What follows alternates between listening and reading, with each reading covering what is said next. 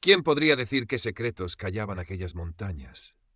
Las Alpujarras se alzaban bajo el sol implacable de finales de los 40, una cicatriz de piedra y tierra pobre aferrada a la falda sur de Sierra Nevada. En las Negras, un puñado de casas encaladas que parecían temblar bajo el azul infinito, la vida transcurría lenta, marcada por el sol, la escasez y un silencio espeso, cargado de recuerdos que nadie quería remover.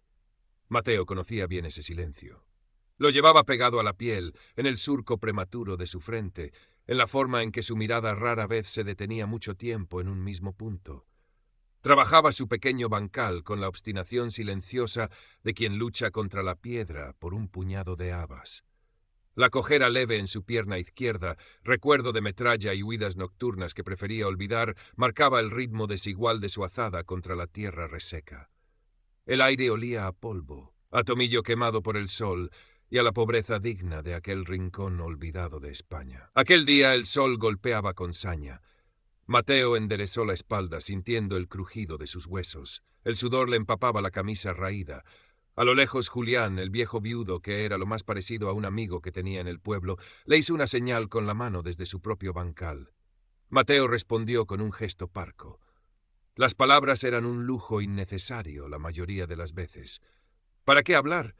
Todo estaba dicho en las miradas, en los hombros cargados, en la resignación aprendida. La guerra había terminado hacía años, pero sus sombras eran largas y frías en las Alpujarras. Nadie preguntaba demasiado, nadie contaba demasiado. Era más seguro así. Decidió subir por el sendero alto, el que bordeaba el barranco y pasaba cerca del viejo refugio de pastores abandonado, buscando quizás una brisa esquiva o simplemente la soledad más pura de las cumbres. El silencio allí era distinto, más limpio, menos cargado de humanidad. Fue entonces cuando la vio, un bulto informe junto a unas adelfas polvorientas. Al acercarse, el corazón le dio un vuelco incómodo, una mezcla de alarma y curiosidad. Era una mujer. Yacía inconsciente, la cara vuelta hacia la tierra, el pelo oscuro desparramado como tinta sobre el polvo. Llevaba ropas sencillas, un vestido oscuro de algodón vasto, pero bajo la suciedad y el desorden, Mateo percibió algo más. La finura de sus manos, la delicadeza casi imperceptible de sus facciones. No era de allí. Aquello era tan evidente como peligroso. Se arrodilló a su lado con la cautela de un animal que se acerca a una trampa. Le apartó el pelo de la cara.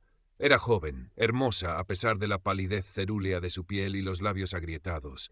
Respiraba apenas, un susurro casi inaudible. ¿Quién era? ¿Qué hacía allí, tan lejos de todo, al borde del agotamiento o algo peor? Las preguntas eran un torbellino en su cabeza, pero la respuesta inmediata era una sola. No podía dejarla allí. Con un esfuerzo que le hizo gemir, la levantó en brazos. Pesaba poco, como un pájaro herido. El camino de vuelta a su casa, una pequeña construcción de piedra y launa apenas más grande que el refugio abandonado, se le hizo eterno, cada paso marcado por la cojera y el peso de aquel misterio inesperado. La depositó con cuidado sobre el jergón que le servía de cama, el único mueble aparte de una mesa tosca y dos sillas desvencijadas. La pequeña estancia olía a humo frío y a la pobreza honesta de Mateo. Buscó agua fresca en el cántaro y humedeció un trapo para limpiarle el rostro. Al contacto con el agua fría, ella suspiró débilmente, un sonido que alivió una tensión que Mateo no sabía que contenía. Se quedó observándola, la respiración contenida. ¿Qué debía hacer? Avisar al cura, padre Ignacio. O quizás a la pareja de la Guardia Civil del puesto más cercano, a media jornada de camino. La sola idea fue autoridad. Problemas. Preguntas a las que él no quería responder. Su pasado le había enseñado a valorar el anonimato por encima de todo. Mantener un perfil bajo, no llamar la atención. Y aquella mujer era una llamada de atención andante. Pero dejarla morir tampoco era una opción. Algo en su vulnerabilidad, en la quietud casi absoluta de su cuerpo, removió una fibra de compasión enterrada bajo capas de miedo y desconfianza. Decidió esperar. Esperar y ver. Pasaron 2 días. Mateo compartía con ella su escasa comida, algo de caldo, un trozo de pan duro que ablandaba en agua. Le hablaba poco, con frases cortas, funcionales. Ella permanecía la mayor parte del tiempo en un estado de duerme-vela, con fiebres intermitentes que él combatía con paños fríos y la paciencia aprendida en años de soledad. Al tercer día abrió los ojos. Unos ojos grandes, oscuros, que lo miraron con una mezcla de confusión y miedo. ¿Dónde? ¿Dónde estoy? susurró, la voz apenas un hilo. En mi casa, respondió Mateo, la voz ronca por el desuso. La encontré en la montaña, estaba mal. Ella intentó incorporarse, pero un gemido de dolor la detuvo. Mateo se acercó instintivamente para ayudarla a recostarse. Sus manos se rozaron, un contacto fugaz que a él le pareció una descarga eléctrica. Gracias, dijo ella, mirándolo ahora con una intensidad que lo incomodó. Me ha salvado la vida. No hice nada, solo esperar, murmuró Mateo, apartando la mirada. ¿Cómo se llama? Preguntó ella. Mateo. Yo, Elena. Hizo una pausa, como si el nombre le costara un esfuerzo. ¿Y este lugar? Las Negras, un pueblo de las Alpujarras. Elena asintió lentamente, absorbiendo la información. Había algo en su porte, incluso en aquel estado de debilidad, una dignidad natural que contrastaba con la humildad del entorno. Mateo sintió crecer la inquietud. Aquella mujer no encajaba allí. Era como una flor exótica brotando en un campo de cardos. ¿De dónde viene? Se atrevió a preguntar Mateo, aunque temía la respuesta. Elena bajó la mirada. De un lugar difícil. Necesitaba escapar. Necesitaba esconderme. La respuesta vaga era peor que el silencio. Esconderme. La palabra resonó en la cabeza de Mateo como una campana de alarma. ¿Esconderse de quién? ¿De qué? Su instinto, afilado por años de vivir al borde, le gritaba peligro. Pero la mirada de Elena, ahora levantada hacia él, era suplicante, vulnerable. Y Mateo, a pesar de todo, no pudo endurecer el corazón. Aquí estará segura. De momento, dijo, y se preguntó si se lo decía más a ella o a sí mismo. Los días se convirtieron en semanas. Elena recuperaba fuerzas lentamente bajo los cuidados rudimentarios pero constantes de Mateo. La convivencia forzada en aquel espacio mínimo creó una extraña intimidad. Compartían las comidas frugales en silencio o con conversaciones breves sobre el tiempo, la cosecha, las cosas sencillas. Mateo descubrió que Elena poseía una inteligencia rápida y una sensibilidad aguda. Observaba todo con atención, aprendía rápido las rutinas de la casa e incluso empezó a ayudar en pequeñas tareas, remendando la ropa de Mateo con una habilidad que él nunca había tenido o manteniendo el fuego con una eficiencia sorprendente. A veces, por la noche, sentados junto al hogar mientras fuera el viento de la sierra aullaba como un lobo, Mateo sentía la tentación de preguntar, de saber más. Pero siempre se contenía. El miedo a la respuesta era más fuerte que la curiosidad. Y Elena, por su parte, ofrecía poco. Su pasado era un territorio vedado, una puerta cerrada con llave. Sin embargo, la presencia de Elena, aunque silenciosa, empezó a transformar sutilmente la existencia gris de Mateo. La casa parecía menos vacía, menos triste. Había un orden nuevo, una limpieza que él nunca se había molestado en mantener. A veces, cuando la luz del atardecer entraba por la pequeña ventana y la veía sentada, cosiendo o simplemente mirando las llamas, Mateo sentía una punzada de algo parecido a la esperanza, una sensación tan extraña y olvidada que casi le asustaba. Incluso su relación con Julián cambió ligeramente. El viejo lo miraba con una mezcla de curiosidad y preocupación. «Esa mujer», le dijo un día Julián, mientras compartían un trago de vino áspero en el lindero de sus bancales. «No es de por aquí, Mateo. Se le nota a la legua». «Estaba enferma. La ayudé», respondió Mateo a la defensiva. «Haces bien en ayudar, hijo, pero ten cuidado». Julián bajó la voz, aunque no había nadie cerca. «Nadie viene a esconderse a estas montañas si no tiene algo gordo que ocultar. Y en estos tiempos...» Dejó la frase suspendida en el aire, pero Mateo comprendió. Tiempos de sospecha, de denuncias anónimas, de viejas rencillas que se cobraban al amparo del nuevo régimen. «No oculta nada malo», dijo Mateo, con más convicción de la que sentía. Julián lo miró con sus ojos pequeños y astutos. «El corazón quiere creer lo que quiere, Mateo, pero la cabeza debe andar lista. Las cosas que brillan mucho a veces queman». La advertencia de Julián, aunque bien intencionada, sembró una semilla de inquietud que empezó a germinar en el terreno abonado por el miedo de Mateo. Empezó a observar a Elena con otros ojos. Notaba su forma de hablar, más cuidada que la gente del pueblo. Sus manos, aunque ahora mostraban signos del trabajo, conservaban una suavidad que no cuadraba. ¿Y de dónde sacaba esa calma, esa dignidad innata?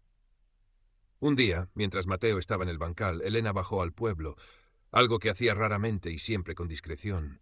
Volvió con un poco más de comida de lo habitual, un trozo de queso curado, algo de aceite que no era del más barato. «¿De dónde has sacado el dinero?», preguntó Mateo, la sospecha afilando su voz. Elena pareció sorprenderse por el tono. «Vendí», Una cosilla, algo que llevaba conmigo, sin importancia. ¿Qué cosilla? Ella dudó. Un pequeño broche. No valía mucho, pero nos hacía falta.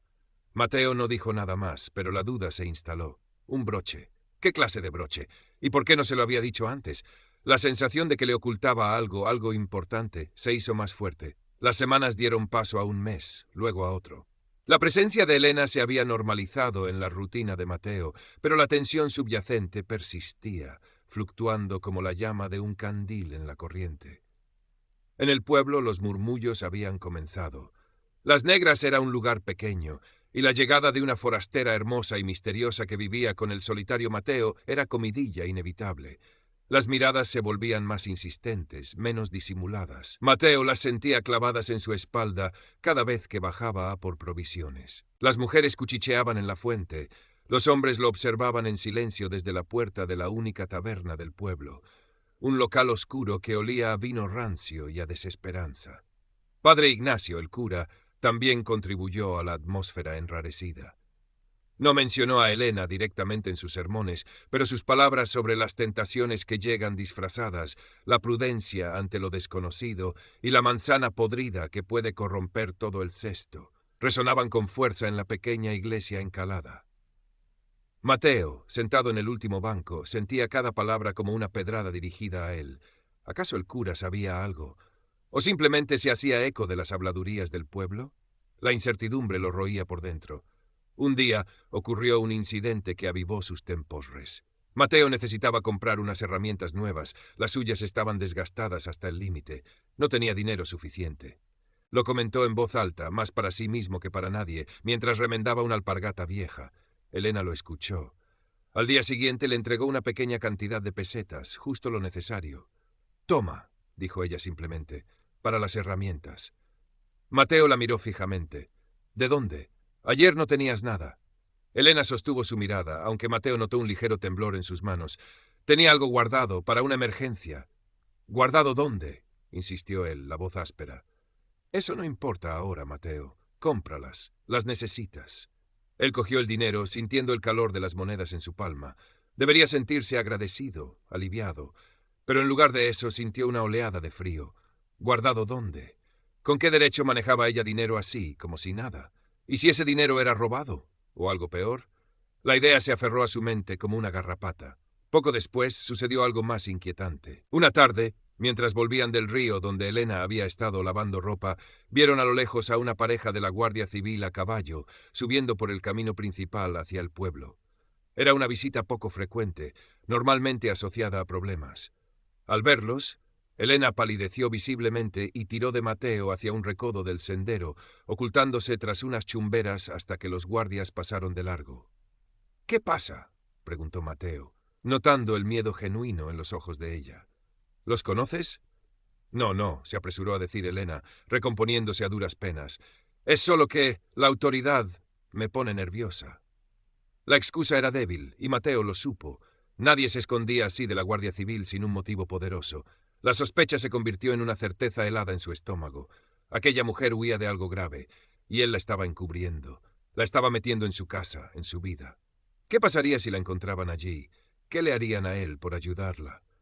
El fantasma de su propio pasado, de las listas negras, de los campos de trabajo, se alzó ante él, amenazante. Intentando buscar una vía de escape a su creciente angustia, Mateo empezó a frecuentar la taberna del pueblo más a menudo. El vino barato y áspero le nublaba los pensamientos, adormecía el miedo por un rato. Allí, entre hombres de mirada hosca y pocas palabras, escuchaba fragmentos de conversaciones, rumores que flotaban en el aire cargado de humo y alcohol.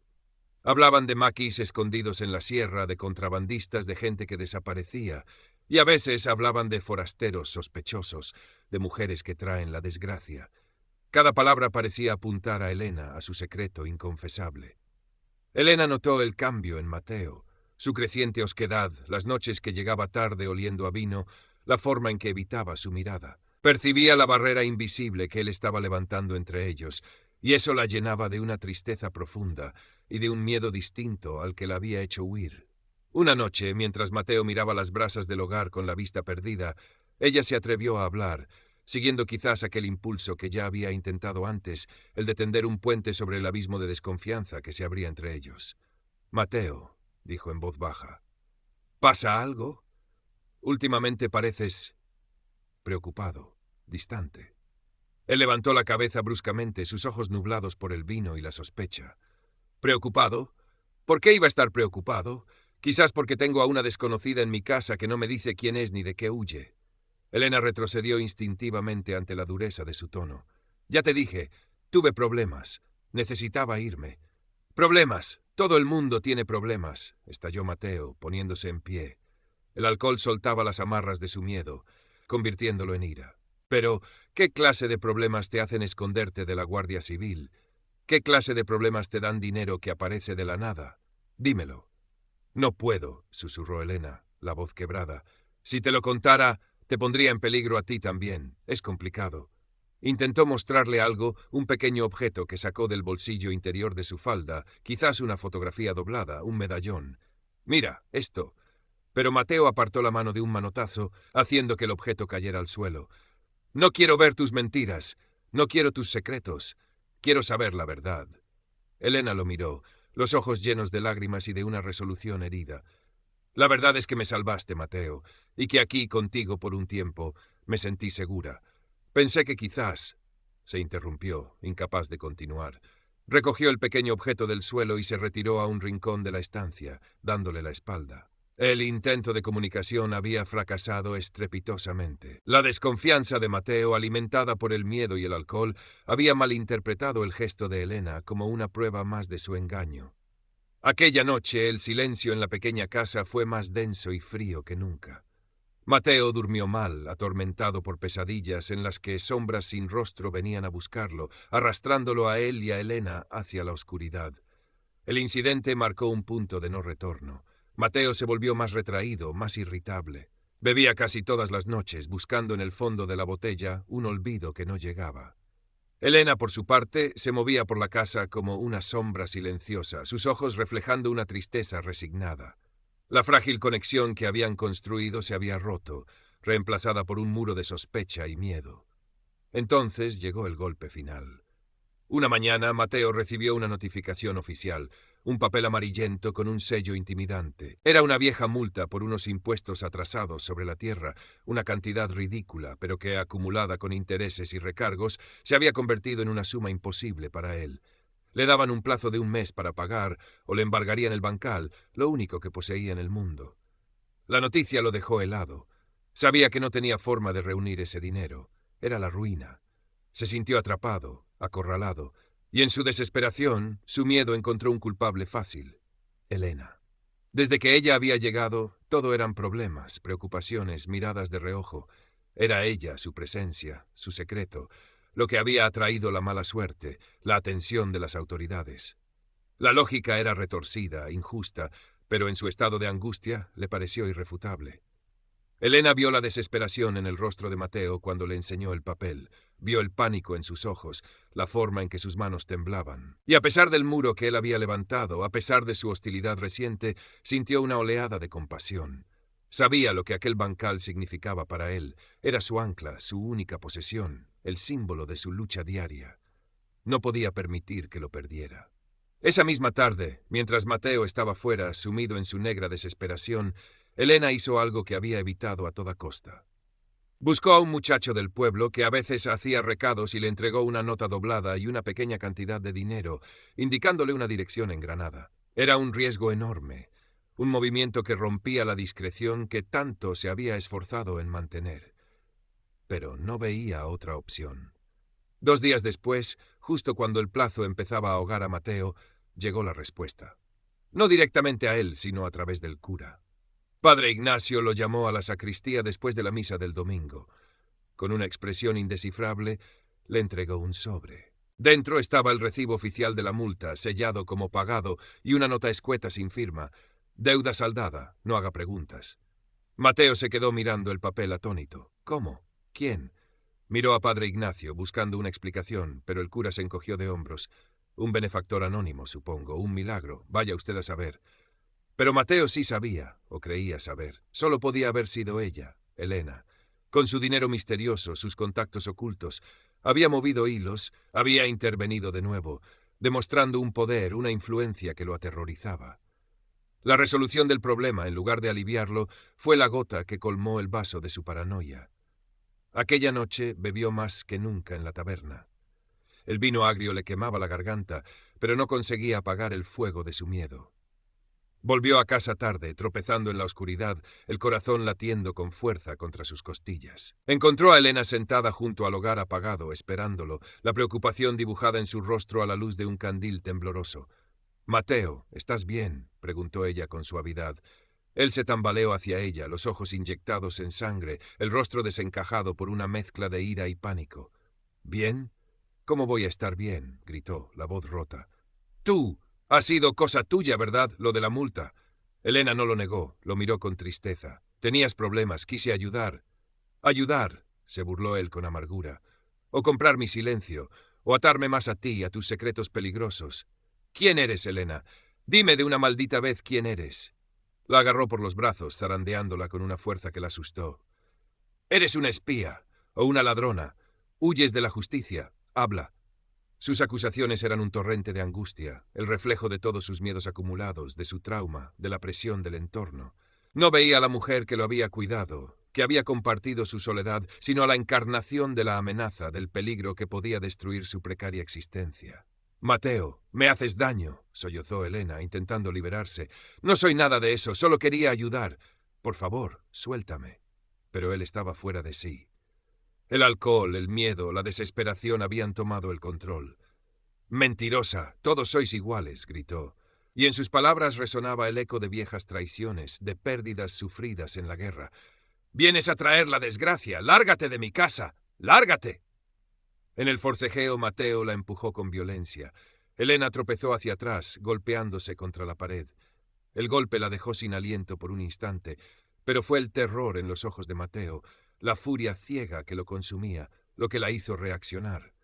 Vio en él no al hombre que la había salvado, sino el reflejo del peligro del que había estado huyendo. Aprovechando que Mateo se había quedado inmóvil por un segundo, quizás sorprendido por su propia violencia, Elena se lanzó hacia la puerta. La abrió de golpe y corrió hacia la noche, hacia la oscuridad protectora y amenazante de la montaña, sin mirar atrás. Mateo se quedó paralizado en medio de la estancia, el eco de sus propias palabras resonando en el silencio repentino. El candil parpadeó, proyectando sombras danzantes en las paredes vacías. Y entonces, el peso de lo que había hecho comenzó a caer sobre él, lento y aplastante como una losa. Los días que siguieron a la huida de Elena fueron un borrón de silencio y vacío. La pequeña casa parecía haber perdido su alma. El orden que ella había traído se deshizo rápidamente, volviendo a la dejadez anterior, pero ahora teñida de una tristeza palpable. Mateo vagaba por la estancia como un fantasma, tropezando con la ausencia de Elena en cada rincón. El jergón vacío, la silla donde solía sentarse a coser, el silencio que ya no era paz, sino opresión. Intentó volver a su rutina en el bancal, pero sus movimientos eran mecánicos, su mente una maraña de culpa y confusión. ¿Y si se había equivocado? ¿Y si Elena no era la amenaza que él había imaginado? La duda, ahora que ella se había ido, lo torturaba sin piedad. Pasaron las semanas, convirtiéndose en meses. Mateo se aisló aún más. Apenas bajaba al pueblo, y cuando lo hacía, evitaba la mirada de todos. Julián intentó acercarse un par de veces, preguntando con cautela por la muchacha, pero Mateo lo rechazó con monosílabos hoscos. El viejo meneó la cabeza con tristeza y lo dejó en su miseria. La bebida se convirtió en la única compañera constante de Mateo, un refugio oscuro que solo le ofrecía un olvido temporal y mañanas de resaca aún más dolorosas. Estaba visiblemente deteriorado, más delgado, la mirada perdida, los hombros permanentemente encorvados bajo un peso invisible. El hombre que había sobrevivido a una guerra parecía ahora estar perdiendo la batalla contra sus propios demonios. Un día de otoño, cuando las hojas de los pocos álamos del valle empezaban a dorarse, un coche negro apareció en el polvoriento camino que llevaba a Las Negras. Era un acontecimiento tan inusual que atrajo la atención de todo el pueblo. Del coche descendió un hombre de ciudad, vestido con un traje oscuro y un sombrero, portando un maletín de cuero. Irradiaba un aire de autoridad tranquila y eficiencia que contrastaba brutalmente con el entorno. Preguntó por Mateo. Nadie sabía por qué, pero la curiosidad y un vago presentimiento hicieron que varios vecinos lo acompañaran hasta la humilde casa de Mateo. El hombre se presentó como el señor Ramírez, abogado de Granada. Entró en la pequeña casa, observando el desorden y la figura encogida de Mateo con una mirada profesional, pero no exenta de cierta compasión. «Busco a una señorita», dijo el señor Ramírez, su voz clara y precisa llenando el silencio, «Elena de Valcárcel y Rojas». Mateo levantó la cabeza lentamente. El nombre completo, pronunciado con tanta formalidad, sonó extraño, irreal. «Elena», murmuró. «Sí», confirmó el abogado. «Sé que estuvo aquí, con usted, hace unos meses». Mateo asintió, incapaz de hablar. El señor Ramírez suspiró levemente. «La señorita Valcárcel es la heredera de una familia importante, con propiedades y negocios. Su situación se volvió complicada tras la guerra. Había enemigos, familiares codiciosos. Tuvo que desaparecer por un tiempo por su seguridad. Estaba buscando la forma de recuperar el control de su patrimonio de forma discreta y también tratando de evitar un matrimonio concertado que la habría puesto en manos de sus adversarios». Cada palabra del abogado era un martillazo en la conciencia de Mateo. Heredera. Familia importante. Huyendo de enemigos reales, no de fantasmas de su imaginación. «Ella me contactó hace unos meses», continuó el señor Ramírez. «Necesitaba ayuda para resolver un asunto urgente aquí, una deuda injusta que amenazaba a la persona que la había acogido». Hizo una pausa, mirando a Mateo directamente. «Habló muy bien de usted, señor, de su bondad inicial. Dijo que se sentía en deuda. Tenía intención de recompensarlo generosamente en cuanto sus asuntos estuvieran en orden». El abogado hizo otra pausa. Su expresión se ensombreció ligeramente. Pero entonces algo ocurrió. Tuvo que huir de nuevo. Dijo que tuvo miedo, que el lugar ya no era seguro para ella. La verdad, cruda, simple, devastadora, cayó sobre Mateo con la fuerza de una luz, sepultándolo bajo el peso insoportable de su error. La mujer a la que había acusado de ser una amenaza, una espía, una fuente de desgracia, era una heredera perseguida que había encontrado en él un refugio temporal. La ayuda que él había interpretado como prueba de una actividad sospechosa era un acto de gratitud y protección hacia él mismo. Su miedo, su paranoia alimentada por el trauma y los rumores, le había hecho ver monstruos donde solo había una mujer asustada y agradecida. Había destruido con sus propias manos, con sus propias palabras llenas de veneno, la única posibilidad de conexión, de redención quizás, que la vida le había ofrecido en mucho tiempo. No hubo gritos. No hubo llanto desesperado, solo un silencio profundo, absoluto, que pareció absorber todo el aire de la pequeña estancia. Mateo se quedó inmóvil, la mirada fija en un punto invisible del suelo de tierra apisonada. Su rostro, antes tenso por la sospecha y la ira, se quedó vacío, como una máscara de cera. El colapso no fue hacia afuera, sino hacia adentro. Algo se rompió en su interior, algo esencial, dejando solo una cáscara hueca. El señor Ramírez observó la reacción de Mateo por un momento, comprendiendo quizás la magnitud de la tragedia personal que acababa de desvelar. Recogió su maletín. Si sabe dónde podría estar ahora, se lo agradecería. Su familia está preocupada. Mateo negó lentamente con la cabeza, sin levantar la vista. No sabía nada. Solo sabía que la había expulsado hacia la noche.